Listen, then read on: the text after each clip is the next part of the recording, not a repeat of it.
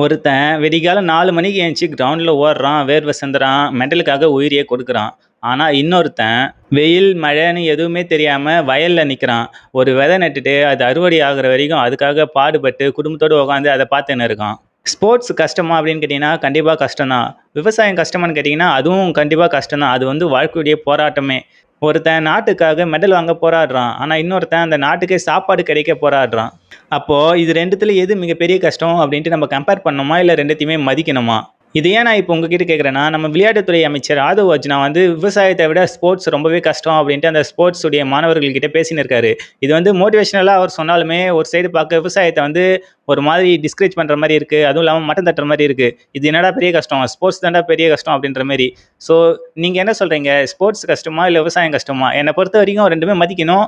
ஆனால் விவசாயம் வந்து ஸ்போர்ட்ஸை விட ஒரு படி மேலே அப்படின்னு தான் நான் சொல்லுவேன். ஏன்னா அது அது வந்து நம்ம ஸ்போர்ட்ஸ்னால் கண்டிப்பாக எதனா ஒரு டைம் கிடைக்கும். இப்போ நம்ம ப்ராக்டிஸ் பண்ணோன்னா அதுக்கான டைம்ஸை வந்து அரேஞ்ச்மெண்ட் பண்ணிக்கலாம். எப்போ வேணும், எப்போ நம்ம ஃப்ரீ டைம் இருக்கோ அப்போ போயிட்டு நம்ம அதெல்லாம் ப்ராக்டிஸ் பண்ணிக்கலாம். ஆனால் விவசாயம் அப்படி கிடையாது. வெயில் மழை எப்படி இருந்தாலும் அந்தந்த டைமில் என்னென்ன பண்ணணுமோ அது கரெக்டாக பண்ணணும். மழை அதிகமாக பெஞ்சாலும் நம்ம அதுக்கேற்ற மாதிரி அங்கே பண்ணணும், கஸ்டமைஸ் பண்ணணும். ஸோ நிறையா ஒர்க் இருக்குது, நிறையா அதை பார்த்துக்கினே இருக்கணும். அப்போ தான் அதில் வந்து பலன் கிடைக்கும்.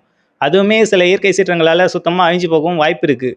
ஸோ என்னை பொறுத்த வரைக்கும் வாழ்க்கைக்காக போராடுறது தான் மிகப்பெரிய கஷ்டம்.